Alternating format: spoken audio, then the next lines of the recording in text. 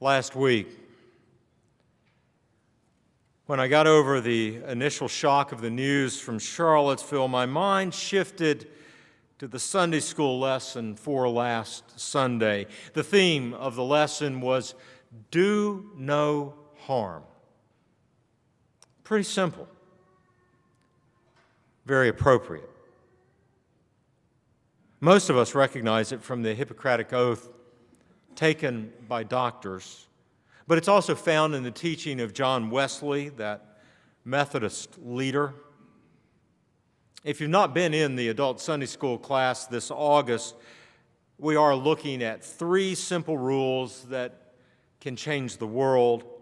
They are Wesley's summary of teachings for the Christian life. Very simply, do no harm, do good, stay in love with God. Simple enough, hard to do. The news this week was filled with people doing harm. In addition to the car driven into the crowd in Charlottesville, killing 1 and injuring 19, there have been attacks around the world. The van attack in Spain killed 13 and injured more than 100. The stabbing in Finland killed 2 and injured 8. The knife attack in Siberia injured 7, increasing concerns about the global spread of ISIS-inspired terrorism. In the meantime, an attack against police officers in Florida left 1 dead and 3 injured. 2 more officers were shot in an unrelated incident in Pennsylvania just this weekend. Our faith declares that this is not the world that God intends. Christians should do no harm. Christians should do good and love God. The Apostle Paul shared this concrete understanding of the teachings of Jesus in his writings. He did not want to leave open the possibility that loving our neighbor could be construed as a state of affection, warm feelings toward each other. Simply were not enough. Instead, Scripture insists again and again that the love of neighbor must be demonstrated in concrete actions. In Galatians 5, the chapter that precedes 6, Paul gives us a list of harmful things and helpful things. Here he insists on accountability on our choices. If someone does something harmful, try to restore them.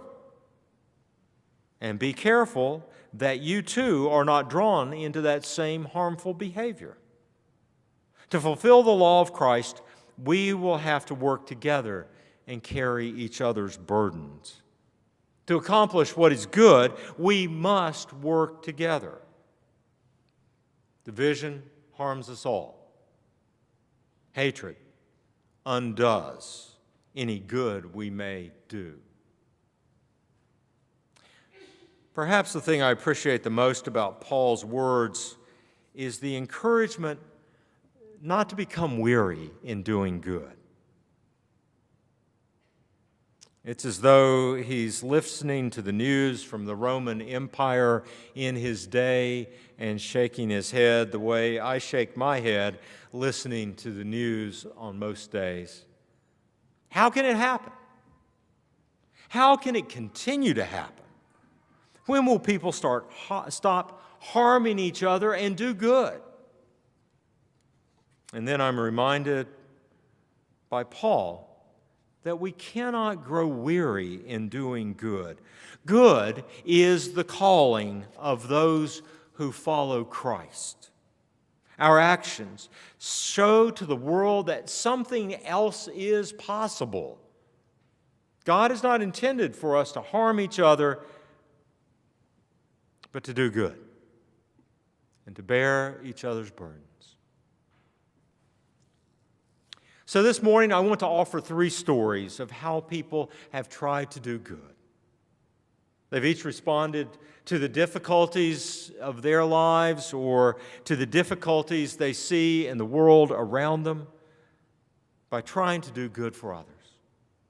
At times, it's required persistence, but mostly they have experienced an overwhelming return of goodness and joy in their own lives. The first story comes from the Evening News. Shannon Wasser used to look for signs of hope in her own life. Her life was headed down the wrong road. She was a young person involved in drugs. She was in and out of group homes as a teenager. She was arrested more than once. And in her words, she felt worthless. But life turned around for her. She's married, mother of 3, living in San Diego. Life is good. So she reaches out to encourage others who may be in circumstances similar to what she experienced. As she goes through her daily routine, she leaves notes of encouragement along the way.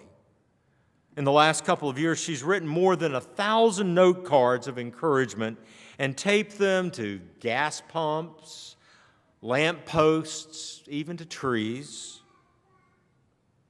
Anywhere from Walmart to the airport, wherever she goes in her day, if she feels inspired to write a note, she takes out a card, writes it, and puts it up for someone to find. Recently, another young woman, Crystal Turk, found one of those notes.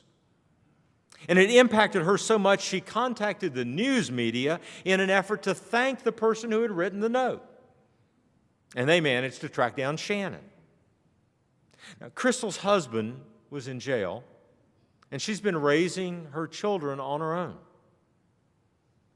The note encouraged her to hang on to hope, hang on to faith. Better days are coming. Simple words. But she told the reporter it made her feel that there was someone somewhere in the world who cared about her, someone who had traveled the same road. Such a simple act to write a word of encouragement. Such a simple act to sit in church and write a few blue cards, maybe even during the sermon. Do not underestimate the power of a good act in a world so filled with hate and harm. Do not grow weary of doing good, of writing blue cards. Even the simplest acts of goodness matter.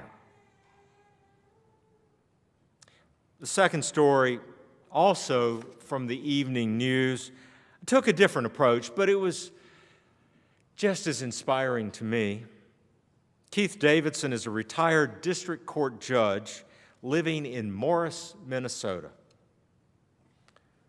Last year, his wife of 66 years died.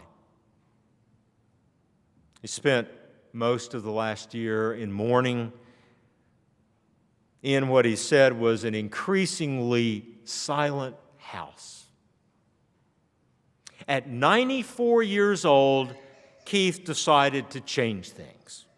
His neighbors thought he was just joking when he suggested that he might put a swimming pool in his backyard and invite the whole neighborhood. But that's exactly what he did. You see, he has no grandchildren of his own, and now he has a neighborhood full of children who love coming over to his house to visit and have adopted him as a grandfather. Now, unlike writing notes, a swimming pool in the backyard is not for everyone. Just sitting outside on a summer day in Minnesota may be a lot more refreshing than sitting out by a pool on a summer day in North Carolina. But what he got right was doing good needs to be a concrete act. And Paul says we should do good to all people. That's the emphasis of the last story, doing good to all people. If you have a pool, it's easy to have a neighborhood pool party. If you have a few note cards in your hand, it's easy to write some words of encouragement. Some things are more difficult. Some things take us places that we never intended to go, such as the story of Sean Lambert. Sean grew up in Minneapolis. He says he was a steady C student. He was never talented enough as an athlete to make a varsity team, so he started working at the local grocery store as a bag boy in high school. It was through that work that he made a friend who invited him to church. And that invitation changed his life. Sean visited his friend's church. He became involved in a Bible study with a group of teenagers, and he heard people talk about missions for the first time. Faith came alive, and he began to wonder what God might be calling him to do with his life. During those formative years, two themes emerged: youth and missions. He was a college student at St. John's University when he first learned about the organization Youth with a Mission, YWAM, and that has been the direction of his life ever since.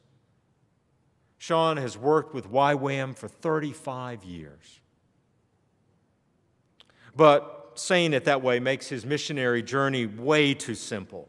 He married someone who was interested in missions. They had children. At times, it looked like they were going to run out of money. They were going to have to pack up and go home and start over. But every time a door closed, a new window of opportunity opened. The biggest turning point came during a mission trip to the Baja of Mexico.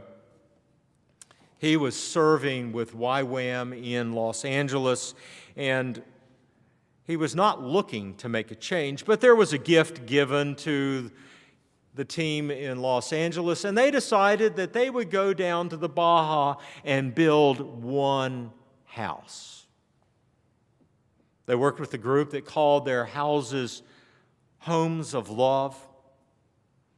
And that week, Sean took along a young daughter, and while he was working on the house, she got to know the children at the work site, and she particularly got to know a family with children who lived on the hillside in a run-down bus that no longer ran. And when the week was over, his daughter came up to Sean and asked, "Daddy, are you going to build a house for the bus people too?" Well, of course, that was not part of the plan. But it touched his heart, and he could not get it out of his mind. He was involved in working with youth and introducing them to missions in LA, and over time, the idea of building houses and doing missions and working with youth came together. Doors opened, windows opened. 25 years later, Homes of Hope has built 5,000 houses around the world. And including the two that were built this last July, Teens with a Mission, TWAM, has built 11 of those Homes of Hope.